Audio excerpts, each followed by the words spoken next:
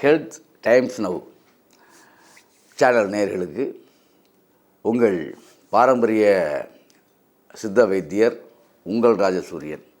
அற்புதம் ஆனந்தம் மெய் என்பர்களே, பெண் மலட்டுத்தன்மை தான் பெருசாக அந்த சமூகத்தில் பேசப்பட்டிருக்கு. ஆனால் ஆண் மலட்டுத்தன்மை பற்றி மேக்சிமம் இது வரைக்கும் எந்த விதமான ஒரு கேள்வியும் பெருசாக இல்லை, மக்கள் மத்தியில் தெரியப்படுது. ஏன்னா நிறைய ஆண் மலட்டுத்தன்மை வாய்ந்தவர்களும் இருக்காங்க. அதாவது குழந்தை பெற்றுக்கொள்ள முடியாத கண்டிஷனில் பெண்கள் மட்டும் இல்லை, ஆண்களும் அந்த ஏன்னா அது வந்து கவுண்டிங் சிஸ்டம், அது வந்து பெருசாக பேசப்படுறதில்ல. அப்போ இந்த ஆண் மலட்டுத்தன்மை பெண் மலட்டுத்தன்மை என்கின்ற இரண்டு விஷயங்களையும் நம்ம பொதுவாக எடுத்துக்கிட்டு பொதுவெளியில் இதை நம்ம பகிர்வு பண்ணுறதுக்கு எதுக்குன்னா, நிறைய பேருக்கு அந்த மாதிரி சிக்கல் உள்ளவங்களுக்குலாம் இது தீர்வாக இருக்கும்.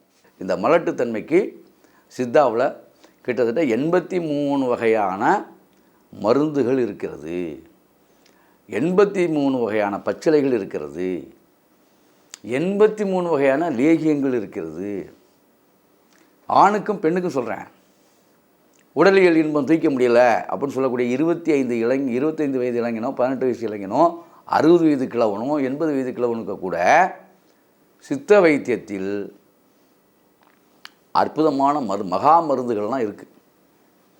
ஆனால் இதை சாப்பிடும்போது சாப்பிடக்கூடியவர் என்னன்னா, அதாவது அவர் யார், பித்த தேகியா, வாயு தேகியா, கவதேவியான்னு பார்த்து அதன் பிறகு மருந்து கொடுத்தால் மட்டும்தான் அது பயனளிக்கும் என்பதை நான் தெளிவுபடுத்துகிறேன். முதல்ல நீங்கள் பாட்டில் உடனே ஆனால் ஒன்று புது மருந்துன்னு ஒன்று சில விஷயங்கள் இருக்குது.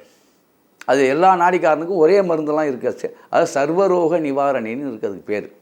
அது நாமே நம்ம நிறைய பேர்த்துக்கு நம்முடைய போகர் சித்தா கிளினிக்கில் நிறைய பண்ணிகிட்ருக்கோம். ஆனால் அது மட்டுமே நானே அதே சொல்கிறேன், இது வந்து அவசர அடி தேவைகளுக்கு பயன்படுமே தவிர முறையான விஷயம் என்ன, நாடி பரிசோதனை செய்து அவர்கள் மருந்து எடுத்துக்கொண்டால் நல்லது. ஆனால் இந்த சுகர், பிபி இந்த மாதிரி விஷயங்களுக்கெல்லாம் பொது மருந்தே போதுமானது. அதற்கு தான் சர்வரோக நிவாரணிங்கிற சித்தர்கள் வந்து கிட்டத்தட்ட 80 வகையான மருந்துகளை சொல்லியிருக்காங்க. 80 அது பச்சிலைகள் இருக்குது. இதெல்லாம் வந்து சாதாரணமாக சாப்பிட்டு நம்மை நாம் சரி செய்து கொள்ள முடியும். அது மட்டுமல்ல, சித்தா மருந்து எடுக்கும் பொழுது கண்டிப்பாக மாமிச பட்சணங்களை சாப்பிடக்கூடாது என்று பிறர் சொல்கிறார்களா இல்லையா என்று எனக்கு தெரியாது. சித்தா மருந்துகள் அருந்தும் பொழுது சித்த மருத்துவத்துக்கு வந்த பிறகு சைவமாகத்தான் இருக்க வேண்டும். இருந்தால்தான் அந்த நாள் வரைக்கும் அந்த மருந்து வேலை செய்யும். பொதுவாக வந்து நீங்கள் வந்து இதுக்கெல்லாம் புது மருந்தே போதுமானது, அதை பற்றி பிரச்சனை கிடையாது. ஆனால் அதை சாப்பிடும்போது இப்போ நானே இருக்கேன், சுகர் வயசு என்ன அப்படின்னு கேட்டுக்கிட்டு ஒரு மருந்து அனுப்புகிறோம். அதன்படி அவர் சாப்பிடணும். நாம் சொல்லிக் கொடுக்குற பத்தியப்படி அவர் இருக்கணும். இருந்து ரொம்ப நாள்லாம் இருக்காது, அதிகபட்சம் 90 நாள் இதுக்குள்ளே தான் வரும். எவ்வளோ பெரிய சுகராக இருந்தாலும் 90 நாள் தான். அதன்படி அவங்க அந்த மருந்தை சாப்பிடும் பொழுது அந்த 90 நாளில் அந்த நோய் அற்று போயிடும், நோயே இருக்காது. அதான் உண்மை. சுகர் கண்ட்ரோலுங்கிற வார்த்தையே சித்தாவில் கிடையாது, கண்ட்ரோலே கிடையாது. நோய் அற்று போவதுக்கு தான் மருந்து சித்தாவில். அப்படி யாரேனும் சொன்னார்கள் என்றால் அது தவறு. சித்தர்களுடைய அனைத்து வகையான நோய்களுக்குமே தீர்வு தான் நம்மள்கிட்ட. இது கண்ட்ரோலு நிறுத்தி வைக்கிறோம், இதுக்கு நம்ம மாத்திரை நீ சாகிற வரைக்கும் சாப்பிடு அப்படிங்கிறலாம் இங்கே கிடையவே கிடையாது. அப்படி இருந்தால் அது சித்த முறையாக இருக்காது.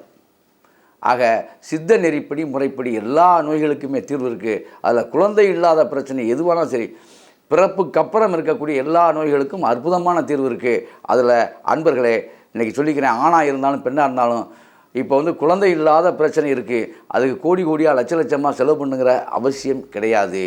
ஆனால் குறிப்பிட்டபடி சொன்னபடி நீங்கள் பத்தியம் இருந்து முறையாக இந்த சித்த மருந்தை சரியாக நீங்கள் உட்கொண்டால் உங்கள் உடலில் உள்ள தேக்கங்கள், உடலில் உள்ள பழுதுகள் நீக்கப்பட்டு அற்புதமாக கருத்தரிப்பதற்கு 1000 விழுக்காடு வாய்ப்பு உண்டு என்பதை சொல்லி இந்த சேனல் வாயிலாக மீண்டும் உங்கள்கிட்ட ஞாபகப்படுத்திக்கிட்டு நான் வந்து மீண்டும் உங்களோட தொடர்பு கொள்வேன்னு சொல்லிவிட்டு நான் வந்து என்னுடைய அற்புதமான இந்த ஆனந்தமான இந்த சித்தாவளி தேடுதல் உள்ள இந்த விஷயங்களெல்லாம் மீண்டும் பகிர்வதற்கு ஆசையோடு ஆவலோடு பிரியாவிடை பெறுகிறேன். அற்புதம் ஆனந்தம்.